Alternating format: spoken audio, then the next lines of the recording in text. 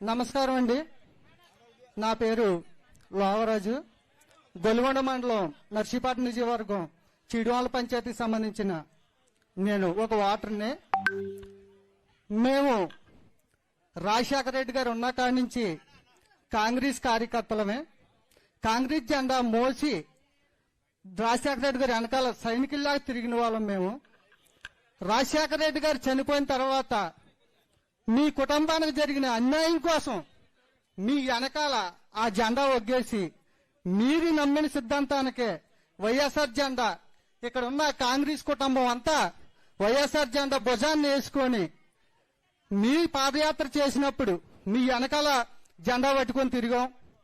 తర్వాత జగన్మోహన్ రెడ్డి గారు పాదయాత్ర చేసినప్పుడు ఆయన వెనకాల జెండా పెట్టి తిరిగాం.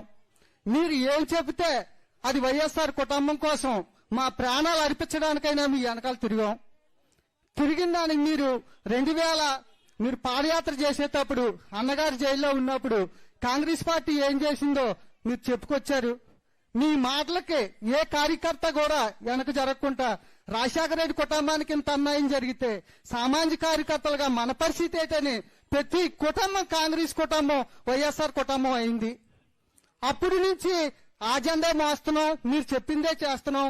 జగన్మోహన్ రెడ్డి గారి పరిపాలనలో ప్రతి పేదవారు అందరూ సుభిక్షంగా ఉన్నారు. పింఛనీలు వస్తున్నాయి, ఇళ్ల స్థలాలు వస్తున్నాయి, అన్ని రకాలుగా బాగుంది. ఈ రోజు మళ్ళీ మీరు కాంగ్రెస్ పార్టీలో రాజశేఖర రెడ్డి గారి పేరు ఛార్జ్షీట్ లో చేర్చారని చూడండి. మైక్ ఆపొద్దండి, మాట్లాడినివ్వండి.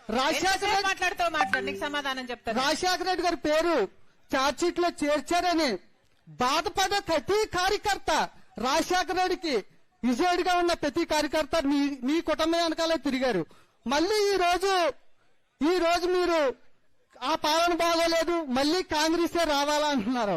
దానికి మీ సొల్యూషన్ చెప్తే అందరూ ఆలకిస్తారని కోరుతున్నాను.